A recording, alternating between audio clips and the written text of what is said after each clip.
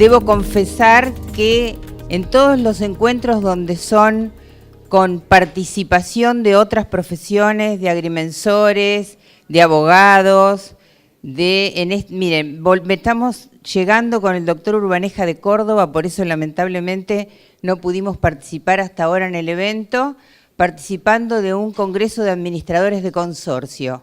Ustedes dirán, ¿qué tiene que ver? Sin embargo, ustedes no saben la cantidad de cosas que aprendimos relacionados con asambleas y no tiene nada que ver con qué hacemos con Walter, si alguno está en Buenos Aires y fue a ver la obra, pero la verdad es que en todas estas actividades en las cuales intercambiamos la mirada desde distintos puntos de vista, no lo duden que todos nos enriquecemos. Así que vuelvo a agradecer a quienes me invitaron desde el Colegio de Escribanos, desde el Consejo Profesional de Agrimensura. Realmente un placer estar acá, así que muchas gracias.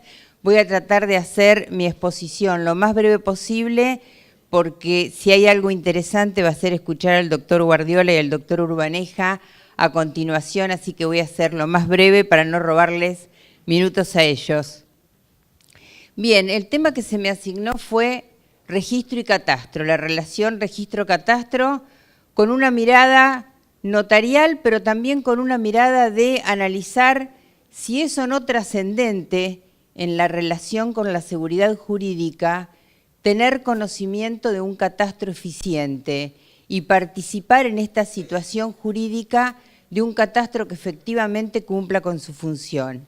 Y para eso necesariamente comienzo por lo que es el principio de especialidad en materia registral, y en este principio de especialidad, todo lo que tiene que ver con el inmueble, con el tipo de derecho que estamos inscribiendo, pero también con el titular, con las constancias del documento que ingresó al registro, todo tiene que estar absolutamente individualizado y determinado, porque esto es una de las patas esenciales de la seguridad jurídica.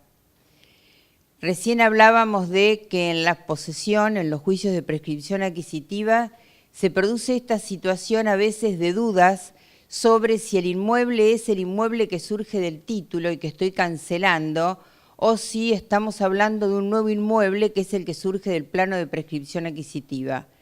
Esto hace a la seguridad jurídica. Si tenemos un muy buen registro, una certeza absoluta en titularidades y en gravámenes o actos en los cuales se funda el título, pero hay errores en el análisis y en la descripción del inmueble, seguramente nos está faltando una pata básica y elemental para poder brindar seguridad jurídica.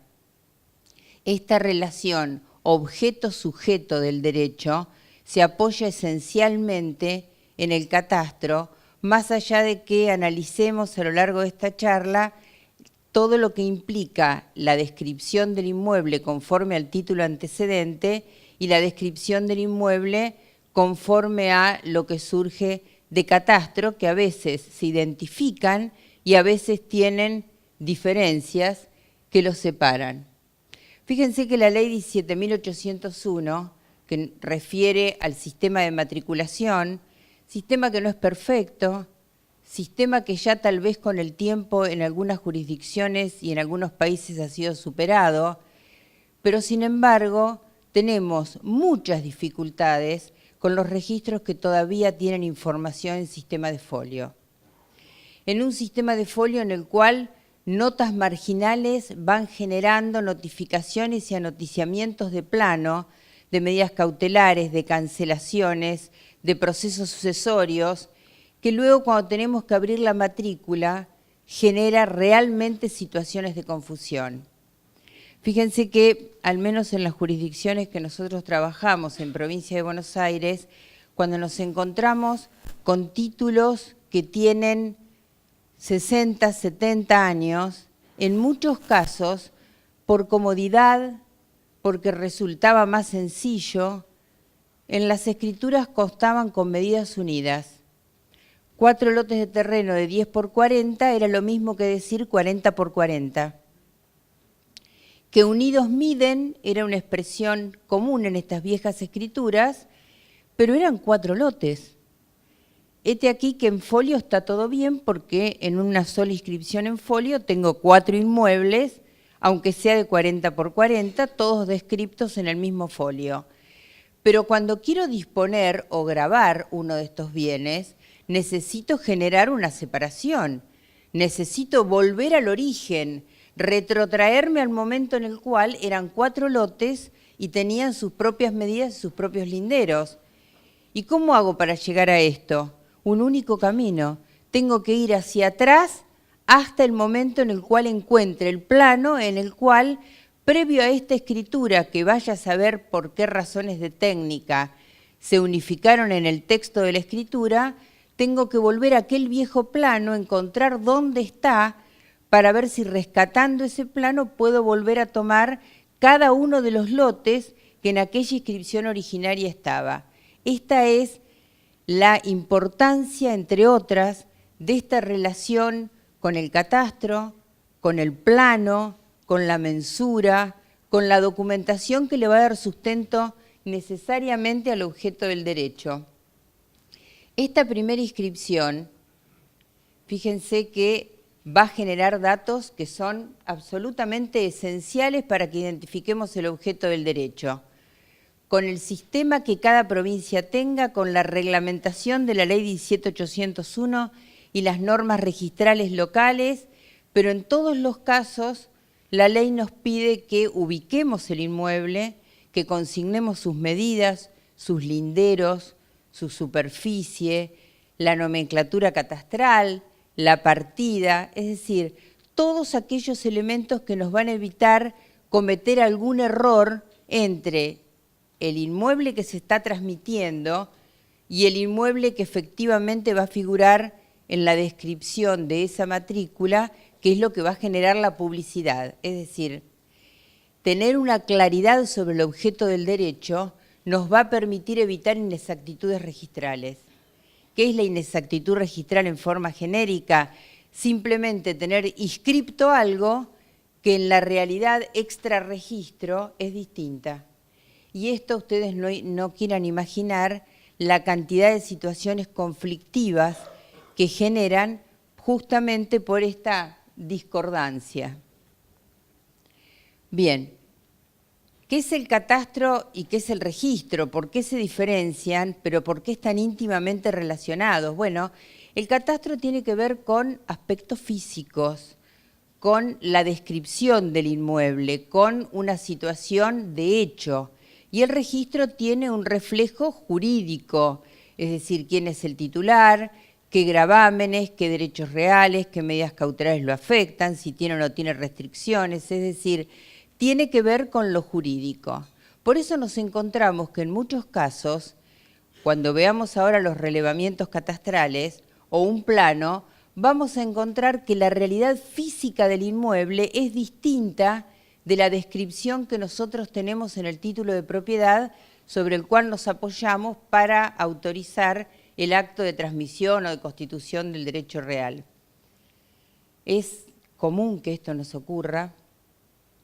Nosotros que desde el año 94 y con la 10.707 estamos trabajando con estados parcelarios en la provincia, no se imaginan la cantidad de diferencias que encontramos entre lo que consta en títulos, a veces muy viejos, y lo que surge de la realidad. Y a veces, no porque efectivamente haya habido un plano, sino a veces porque situaciones de realidad física, de corrimiento, de medianeras, de corrimiento de medidas municipales, generan algunas diferencias en la situación del inmueble. El catastro, a su vez, está relacionado con lo que es el organismo de recaudación en cada provincia. De esa determinación del objeto del derecho y de la identificación del inmueble va a depender la evaluación fiscal, va a depender el cobro de los impuestos, y me voy más allá de eso. Salgo de la provincia y me voy a los municipios o los gobiernos locales, municipales, que también van a gravar con sus propias tasas ese inmueble y que van a tener en cuenta el valor, las medidas, la incorporación de mejoras, toda la situación que va a surgir del informe que realiza el catastro. Por eso, vuelvo a decirles que es realmente imprescindible una relación catastro-registro. En los países donde tenemos más avanzadas las reglas en materia de transmisión de inmuebles y de seguridad jurídica, catastro y registro tienen bases de datos absolutamente interrelacionadas entre sí y cada uno se nutre del otro para dar una mayor seguridad. Registro de catastro, catastro de registro, recaudación de impuestos de datos del registro de donde surjan quiénes son los titulares del inmueble, a quién deben intimar al pago de la tasa o del impuesto que se adeuda. Es decir, esta interrelación no es un tema de la provincia de Santa Fe, ni de la provincia de Córdoba, ni de la provincia de Buenos Aires. Es un problema que en general en materia de seguridad jurídica inmobiliaria constituye uno de los pilares esenciales. Hemos escuchado muchas veces en congresos nacionales e internacionales que un catastro eficiente, bueno, moderno y actualizado da garantías respecto al objeto del derecho al que luego le vamos a poner toda la carga jurídica dentro del registro y dentro de los documentos que vamos a tener. En el año 1994, provincia de Buenos Aires, y cuánto tiempo ha pasado desde el año 94, tenemos una ley en la cual se da nacimiento a la aplicación de los estados parcelarios, situación que tenemos hasta el día de hoy. ¿Esto qué significa? Que desde el año 94, en provincia de Buenos Aires, hay, previo a cualquier acto de transmisión o constitución de derechos reales, la obligación de que a través de un profesional de la agrimensura se confeccione un estado parcelario. En rigor, honestamente creo que cuando nace en el año 94 no nace con el objeto de tener una mensura segura ni una garantía respecto a medidas y a identificación del inmueble, sino que un poco leyendo cuáles son las razones por las que se dicta la ley, creo que fundamentalmente tiene que ver con un tema impositivo. Pero vieron que a veces las cosas se hacen para algo y terminan sirviendo, además de parece algo originario, para otra cosa que en el momento no lo habíamos pensado. En rigor, la provincia de Buenos Aires, ¿qué detecta? Detecta que hay muchísimos inmuebles sobre los que se tributa como baldío y que tienen construcciones valiosísimas sobre el lote que no están tributando. Y me refiero a barrios humildes, donde a lo mejor no hay ni siquiera un plano de obra, sino que se fue construyendo en la medida en que pude, sino en los barrios cerrados, en los hoy conjuntos inmobiliarios, donde se seguía pagando como terreno cuando en realidad había casas de 200 metros. Entonces, los estados parcelarios, estoy convencida que nacen para determinar que no es más un lote baldío, sino que es una vivienda de 200 metros. Pero ¿qué ocurre? Que esto sirvió para que se individualizara el lote, para que se lo ubicara en la manzana, para que se determinara la distancia a la esquina, para que se verificara si había invasión sobre un terreno lindero, para verificar si había construcciones que estaban superando lo que eran las medidas de una ochava, invadiéndola. Es decir, el resultado no querido, creo que para quienes pensamos en la seguridad jurídica, fue el resultado menos buscado, pero el más positivo de esta ley 10.707. Por eso nosotros con este sistema del estado parcelario tenemos hoy una normativa aún vigente por la cual, como les digo, primero se realiza el estado parcelario, luego se puede otorgar el acto. Y esto significa que nosotros vamos a poder, cuando leemos una escritura y decimos un lote de terreno ubicado en, si el título es viejo, dice frente a calle sin nombre, porque ni siquiera tenía nombre el día de la escritura, y que mide tanto por tanto, y los linderos son Juan Pérez, José Rodríguez. Juan Pérez se murió hace años, José Rodríguez lo mismo. O sea, a quien le estamos leyendo qué está comprando, en muchos casos no sabe si le estamos vendiendo el lote de la cuadra siguiente o el que él verdaderamente compró. El estado parcelario le va a permitir al escribano, en el momento de la escritura, no solamente leer la escritura, sino exhibir el croquis que viene conjuntamente con ese estado parcelario, en el que se pueda visualizar la distancia a la esquina, se pueda visualizar la manzana en la cual está el lote, lo cual también ayuda a la seguridad jurídica. Esto va a evitar errores, esto va a tener claridad sobre lo que se está transmitiendo, y les digo más, creemos a veces que esto pasa en los loteos, no se confundan. Esto pasa en los loteos, pasa en los propiedad horizontal, donde alguien compra el departamento B del piso 4 y nosotros le decimos muy seriamente la unidad funcional 14, polígono 0204, el señor que compra lo único que sabe es que compró el departamento tal del piso tal. Esta descripción le es ajena a la que nosotros realizamos por título y por reglamento. Ayuda el croquis, ayuda en el caso del pH el plano pH, que le permite ver así, tengo yo 2 departamentos en el mismo piso, el mío es el del medio. No, el lote que estoy vendiendo, que la distancia a la esquina son 20 metros, sí, porque yo tengo 2 casitas después de la mía para llegar a la esquina. Ustedes dirán que esto es poco académico, poco jurídico. Yo les digo que es muy práctico. Yo les digo que ayuda a que todo lo que nosotros tenemos elaborado en el título y en la instrumentación del documento tenga un sustento de algo que obviamente no hacemos nosotros, que es ir hasta el inmueble, pararnos en el inmueble y ver si realmente eso es lo que se está comprando y vendiendo, y si el lote que supuestamente es baldío no tiene una casa.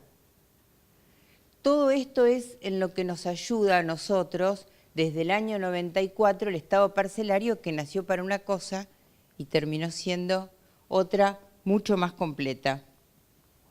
Bien, fíjense, yo les menciono ahí nada más que 3 congresos internacionales del CINDER, del Centro Internacional de Derecho Registral, donde este tema, catastro-registro, fue uno de los temas centrales. En muchos países de Europa, inclusive de Latinoamérica, como en Costa Rica, hay catastro y registro en un mismo edificio, en un mismo inmueble, absolutamente correlacionados informáticamente, donde todo lo que se realiza desde el punto de vista catastral tiene impacto en el registro y todo lo que tiene ingreso a través del registro tiene impacto en catastro. Y esto ha hecho que desde el punto de vista del Estado, pero también del particular, resulte altamente beneficioso. Bien. ¿Cómo logramos en la práctica la interconexión catastro-registro? Esta interconexión la logramos a través del certificado catastral.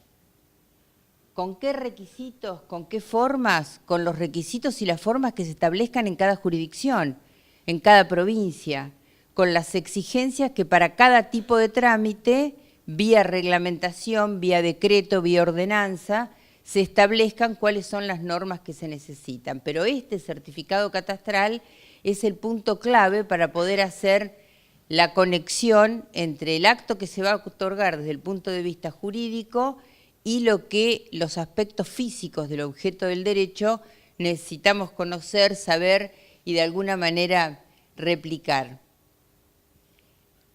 Esta importancia de la actividad catastral se ve aumentada absolutamente cuando se modifica claramente el objeto del derecho que teníamos hasta ese momento, es decir, a través de planos de división, a través de planos de anexión, de unificación, inclusive de propiedad horizontal, son todas situaciones que nacen catastralmente antes que registralmente, que luego pasan por una notificación a los registros para que se tome conocimiento de la existencia del plano y que finalmente se van a proyectar a una matrícula como consecuencia de la instrumentación de un acto jurídico.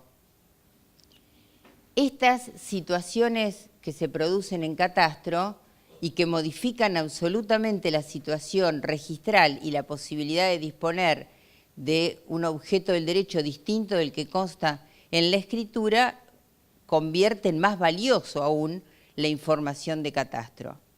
Esto no significa que haya planos como el de posesión o como el de propiedad horizontal que no generen automáticamente la existencia de nuevos objetos del derecho, dado que en tanto y en cuanto no tengamos un reglamento, no tenemos unidades funcionales y por lo tanto aún anoticiado con el sistema que cada provincia tenga el plano de propiedad horizontal, de igual manera seguimos disponiendo del inmueble de origen.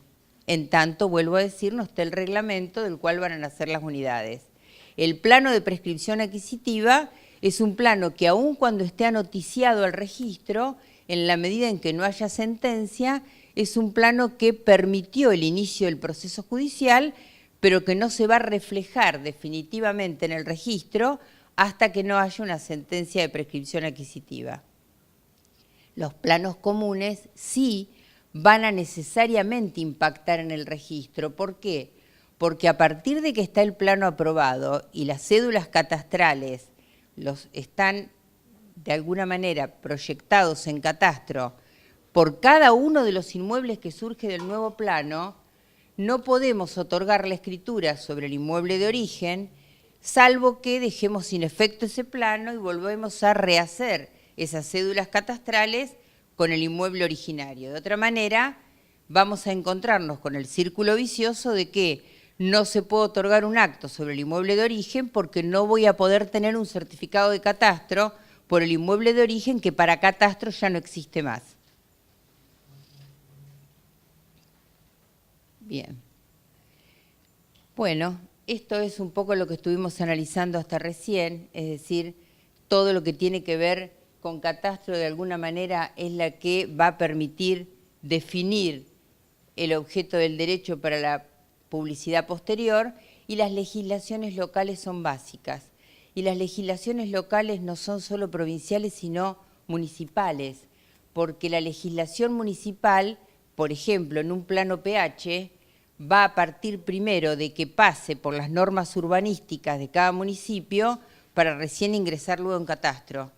Necesariamente tengo que cumplir con una serie de requisitos previos para llegar finalmente a la aprobación del plano. O sea que, más allá de que tengamos leyes nacionales, estas dan el marco de la cobertura, pero dentro de ese marco vamos a tener que aplicarle las normas locales que correspondan a cada caso. La ley 26.209. Bueno, la ley 26.209 es la ley nacional de catastro, una ley nacional que, vuelvo a decirles, para provincia de Buenos Aires no fue novedad, porque nosotros lo estábamos aplicando a través de la ley 10.707 en forma muy similar, que para algunas provincias implicaron hechos absolutamente nuevos, que algunas la reglamentaron aplicando estas normas e interpretándolas en la práctica como les parecía que se adecuaba más a su situación, que otras aún no tienen una reglamentación acabada y clara sobre el tema, pero de cualquier manera esta es la ley. Este artículo 5 nos indica que obligatoriamente debe estar en los estados parcelarios que se confeccionen, ubicación, límites, medidas, y complementariamente de ese estado parcelario va a surgir la evaluación fiscal, que es lo que yo le decía, conexión catastro, organismo de recaudación de la provincia. Esto es estado parcelario, que supuestamente está impuesto a través de la ley, más allá de que aún haya jurisdicciones sin reglamentación. No nos asusta, sí nos inquieta que no esté reglamentada. Digo, no nos asusta porque en Argentina estamos bastante acostumbrados a que tenemos leyes sancionadas, promulgadas, publicadas, vigentes, que no están reglamentadas y en consecuencia no se pueden aplicar. Les digo una sola, la modificación nada más y nada menos que de impuesto a las ganancias, que se supone que está vigente desde el 1 de enero del 2018, notarialmente no lo podemos aplicar porque la ley no está reglamentada y si bien ahora todo está grabado con impuesto a las ganancias, no tenemos base imponible para determinarla porque no hay reglamentación que indique cómo se va a determinar esa base imponible. Y así nos pasa con muchas otras leyes vigentes pero no aplicables. Y yo digo que lo lamento por esto que le vengo diciendo desde el comienzo de esta charla, y es la trascendencia que tiene el catastro y las definiciones que se consiguen a través de los estados parcelarios para darnos seguridad en alguno de los aspectos que tienen que ver con el inmueble que estamos transmitiendo. Miren la definición de este artículo 9 de la ley 26.209. Deben utilizarse para el estado parcelario métodos que garanticen niveles de precisión, confiabilidad e integralidad comparable a los actos de mensura. No dice, y yo sé que este es un tema sensible, no dice la ley que deba hacerse un plano cada vez que se otorga un acto de disposición o de constitución de derechos reales, pero sí dice que debe haber un estado parcelario donde los especialistas en agrimensura realicen una tarea de medición, de control y de evaluación de todos esos datos que les dije del artículo 5 para que nosotros tengamos definido cuál es el inmueble sobre el cual vamos a operar y conforme a la realidad física que ellos observan en el momento de hacer el estado parcelario. Siempre debe haber un plano, porque hay un plano que en algún momento, cuando se creó el pueblo, la ciudad, en algún momento existió un plano determinado que dio nacimiento a ese lote de 10 por 40 y no de 11 por 40. Cada provincia determinará si ese plano tiene que tener una determinada antigüedad o no, si tiene solamente que, como por ejemplo nosotros tenemos en provincia, nosotros no hacemos plano para cada operación, pero sí hacemos un estado parcelario para cada operación, hacemos subsistencia del estado parcelario pasado determinado tiempo y depende del mueble de que toque para verificar si no hubo algún cambio que pueda ser trascendente, sin plano nuevo, salvo que haya habido una modificación física lo suficientemente relevante como para que tengamos necesidad de un nuevo plano de mensura que identifique un inmueble que por sus variables ya prácticamente ha dejado de ser el inmueble anterior. Bien, ¿cuándo pedimos certificados de catastro? Debemos pedir certificados de catastro conforme a la ley para todos estos actos, no solo cuando lo otorgue alguien ante un escribano, sea una escritura pública, sino que también cualquier funcionario judicial o administrativo que intervenga en este tipo de actos debe tener el certificado catastral. Debe exigir a quien corresponda la presentación del certificado catastral y en consecuencia el estado parcelario correspondiente en el cual se apoye para poder expedirse ese certificado catastral. Bien, ¿qué decía yo en la pantalla anterior con respecto a el último punto de relacionar en la escritura? Y ahora lo analizo como notaria. Yo como notaria, si no tengo un nuevo plano de mensura, anexión, división, debo vender y describir el inmueble conforme surge del título antecedente. Yo no puedo describir conforme al estado parcelario vendiendo más o menos de lo que surge del título. Pero es de buena técnica, y así lo decimos cada vez que podemos, que concluida la descripción del objeto de la venta por título antecedente, generemos la advertencia a comprador fundamentalmente o a acreedor que está constituyendo una hipoteca a su favor, de que el agrimensor nos advierte de resulta de su cédula catastral que alguna cosa no es como dice el título antecedente, que está con la construcción invadiendo el lote de al lado o que el lote de al lado invadió el lote que estoy transmitiendo ahora y por lo tanto, aunque por título le vendo 10, va a tomar posesión de 9 y no de 10 y que eventualmente tendrá que iniciar las acciones que correspondan por ese metro que tiene título pero que no está ocupando. Entonces, estas advertencias, la única forma de reflejarla es volcando al texto escriturario los datos que surgen de la cédula catastral, que normalmente con mucha prolijidad y cuidado el agrimensor detalla en observaciones del profesional o en el rubro de la cédula catastral que tengan en cada provincia, qué diferencia se encontró entre su trabajo y lo que surge del título antecedente. Esto es buena técnica de redacción para nosotros y es evitar que el día de mañana el comprador diga qué pasó que el terreno que compré cuando fue el arquitecto a tomar las medidas para el plano de obra se encontró que tiene 1 metro menos en el fondo del que me vendieron por título y yo no medí. Yo tomé las medidas que estaban en la escritura y lo que me leyó el escribano y creí que estaba comprando eso. Entonces, una vez más, título, registro, catastro, escritura, todo tiene que estar relacionado, todo tiene que estar advertido, todo es útil para que nadie se sorprenda y para que todos sepamos de qué estamos hablando. En materia de propiedad horizontal es más complicado todavía. No sé lo que pasa en la provincia de Santa Fe.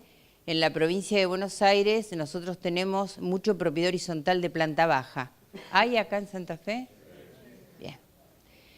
Yo le llamo propiedad horizontal de planta baja a la casita adelante y la casita atrás con un pasillo.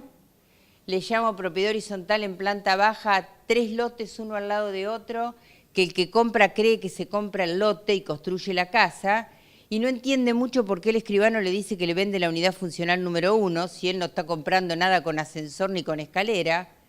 Y la verdad que el señor tiene razón, cuando piensa la propiedad horizontal es propiedad horizontal en pisos, y nosotros le vendemos un lote que como tiene 7 de frente y no reúne las medidas mínimas de superficie que exigen las normas municipales, el agrimensor muy inteligentemente, recuerden que los argentinos siempre encontramos un camino para llegar a donde queremos, encontramos el camino a través del propiedad horizontal para resolver el problema. Y de este terreno del que salían 2 lotes, ahora salen 3.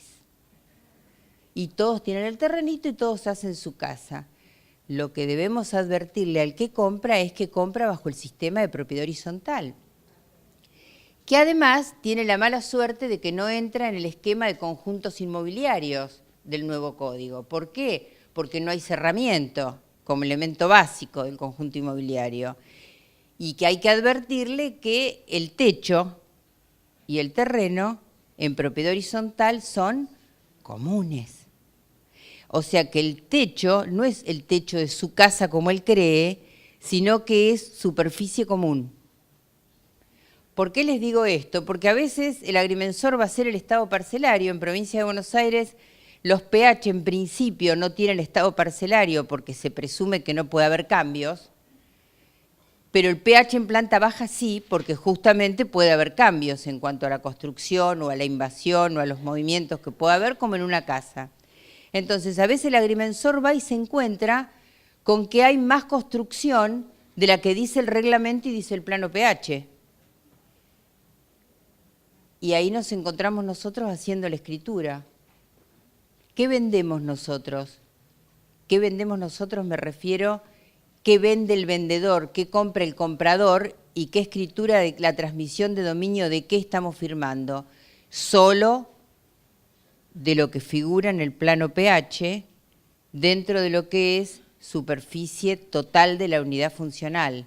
Todo lo que esté construido en la realidad física por fuera de la superficie total de la unidad funcional, no lo podemos vender porque no es del vendedor. Sin embargo, de nuevo, y acá mucho más grave, debemos advertir a quien está adquiriendo esa unidad funcional que el dormitorio de la planta alta no es de él. Que eso que está comprando en el que va a dormir el hijo es de él un poquito y de los demás vecinos otro poquito. La realidad es que algún fallo aislado ha llegado a exigir la demolición de esa construcción porque el vecino de la casa de al lado, que no es una casa sino la unidad funcional 2, dijo, esta construcción me está sacando mis posibilidades de construir más porque como el análisis municipal sobre superficie cubierta y descubierta no es de cada lote, sino de la totalidad del inmueble sometido a PH, si yo hago 2 pisos arriba de la mía, el señor de al lado no puede hacer ni una cocina más. Entonces, vuelvo al tema, no estamos en el tema de propiedad horizontal hoy, que es mucho más complejo, pero quiero decir, hasta eso el relevamiento es importante. Si nosotros no tenemos un relevamiento catastral, a mí me traen un reglamento, una escritura de adquisición de dominio de la unidad funcional 1, que tiene tanto de superficie cubierta, descubierta y semicubierta y tanto total. Y yo vendo eso, el que compra una cosa que no es lo que vio.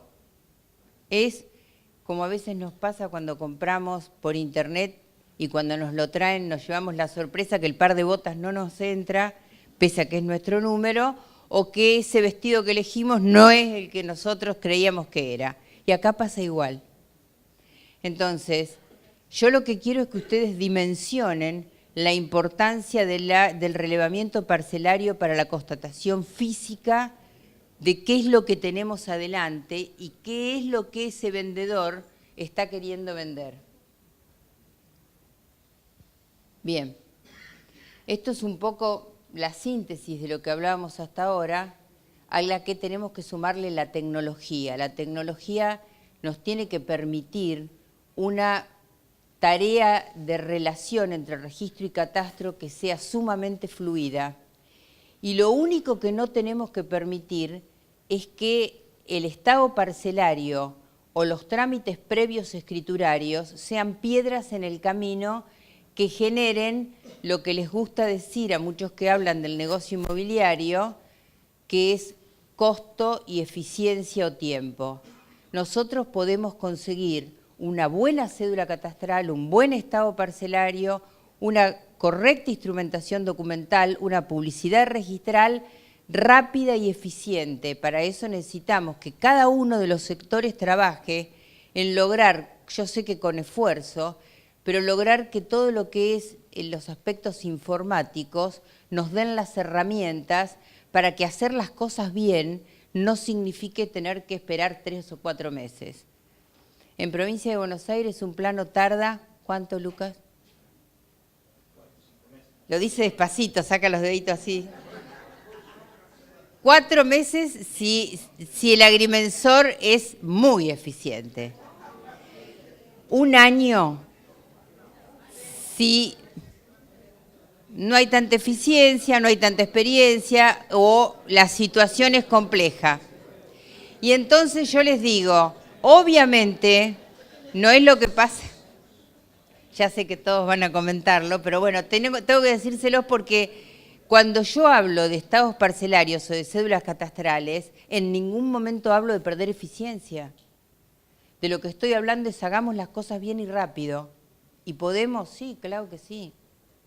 Miren, Costa Rica, no hablo ni de Inglaterra, ni de Suiza, ni de Finlandia. Costa Rica trabaja con un sistema catastral registral digitalizado por el cual ustedes ingresan un certificado de dominio. Acá, en el mostrador, lo timbran, caminan, siguen la cola, van hasta el final y cuando llegan al final se llevan el certificado informado. Y a nivel de planos, los agrimensores presentan los planos con firma digital. En 48 horas le hacen la observación al plano si correspondiere digitalmente. El agrimensor lo contesta y en una semana, 10 días, 12 días recibe el plano aprobado con firma digital del funcionario que lo aprueba. No, es que no nos quieran hacer creer que hacer las cosas bien nos lleva más tiempo. Nos lleva más tiempo porque las hacemos mal, porque no utilizamos la tecnología. Esta es, no los quiero dilatar más, que el doctor Guardiola me va a retar que tiene que tomar él a su cargo, y ya estoy. Para cerrarles 2 o 3 cositas más. Una, estos son 2 de las cosas que en Provincia de Buenos Aires se nos generaron en el registro cuando no teníamos estados parcelarios o cuando no se trabaja sobre el apoyo de la situación de los catastros. Error en el objeto, tenemos muchas escrituras donde vendimos la unidad funcional 4 y la señora y el señor compraron la 5 en realidad, pero tienen una escritura por la 4 y poseen la 5, donde compraron el lote 2 en un loteo, hicieron la casa en el lote 3, y cuando vienen a vender y hacemos la cédula catastral nos damos cuenta que la casa la tienen hecha en un terreno y la escritura la tienen por otro, además del doble dominio. Entonces, no, tratemos de evitarlos, ¿eh? Esto ya se los dije para hacerle más rápido. Y yo ahora, para finalizar, así lo dejo al doctor Guardiola, quiero hacer lo mismo que hice en Bariloche, que es decirle que nada hay nuevo bajo el sol, que en realidad en provincia de Buenos Aires los escribanos nos enojamos mucho en el año 94 cuando salió la ley, hablamos muy mal de los autores de la ley, dijimos lo mismo que están diciendo ahora, que esto para lo único que serviera para perder tiempo y ocupar en el tiempo los obstáculos para el negocio inmobiliario, y la verdad, debo ser sincera, hoy no creo que ningún notario de la provincia de Buenos Aires piense en la posibilidad de que se autorice una escritura de un inmueble sin tener la ubicación física y la situación real del inmueble desde el punto de vista catastral. Yo les voy a leer un editorial del diario La Nación, no los voy a aburrir leyéndosela toda, le voy a leer unos pedacitos, unos párrafos, para que ustedes vean lo que pensábamos en el año 94. La editorial de La Nación es del jueves 20 de octubre de 1994 y empieza así, título: Trabas al comercio inmobiliario. El engorroso trámite de verificación catastral que el gobierno de la provincia de Buenos Aires ha decidido imponer a los escribanos como condición previa para otorgar escrituras, por la cual se constituyan, modifiquen o transmitan derechos reales sobre bienes raíces, puede llegar a perturbar gravemente el desenvolvimiento del mercado de operaciones inmobiliarias en jurisdicción provincial. No hace falta un conocimiento profundo del problema para advertir que el cumplimiento de los múltiples requisitos establecidos provocará enormes demoras y elevará significativamente el costo de las operaciones inmobiliarias. Es necesario que las autoridades de la provincia encaren de inmediato la revisión del procedimiento, a fin de que el trámite para la obtención del certificado catastral se ajuste a criterios de razonabilidad y responda a objetivos de desregulación que orientan la gestión del gobierno, bla, bla, bla, bla.